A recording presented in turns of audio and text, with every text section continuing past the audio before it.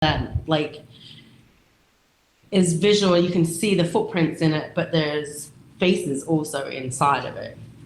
The more you look at them, the more it tells a story, and the more it gives you more images. And you know, if you let your imagination run wild, you can like see all kinds of things in there.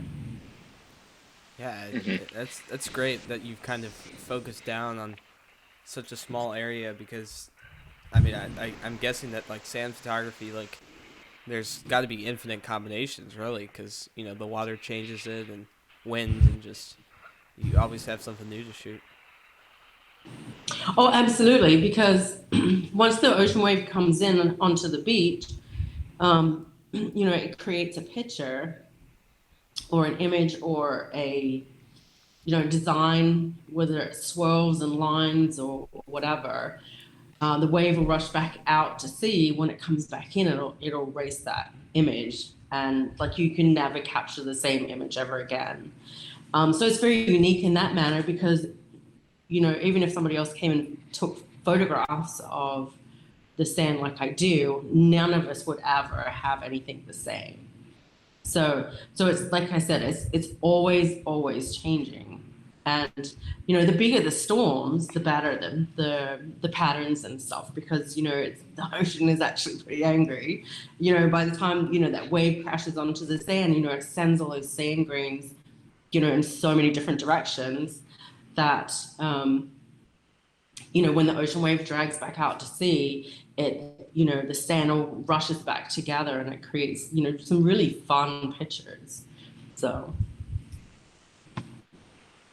Yeah, I was just thinking the other day about like how photography itself is very like ephemeral and it's just everything's always changing. But yeah, this is like I think like one of the perfect, situations where it really is always changing.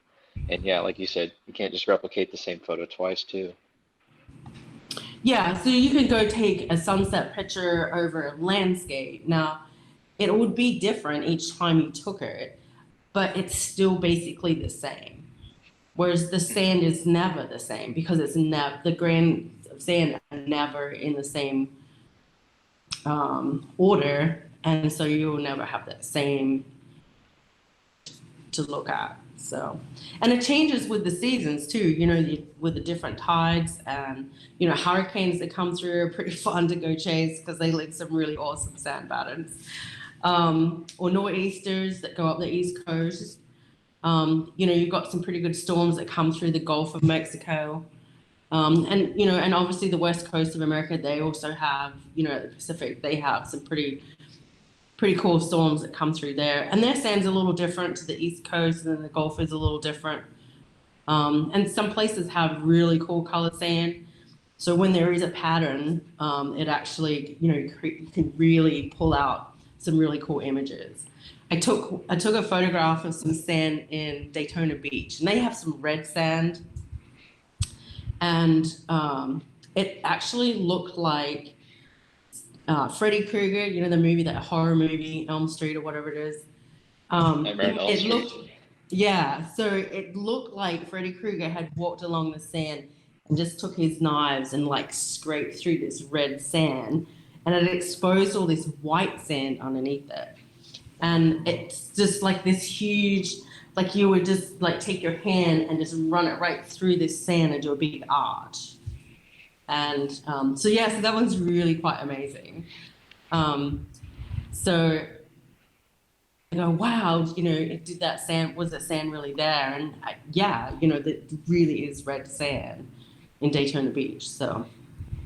So yeah, so the more colors, the more distinct you can see different like images, like whether it's, um, you know, lots of circles or lots of lines, or I have some pictures that look like it's actually an ocean wave, but it's actually just sand. Um, I have so many different ones. Some have really cool colors that you can really enhance, and it'll bring out some fun colors. Others are just black and white. Um, really, they're all individual and they're all really fun to look at. I think so. Thank you so much for watching the All Outdoors Photography Podcast. You can find us on Spotify, Apple Podcasts, Google Podcasts, and the video version on YouTube as well.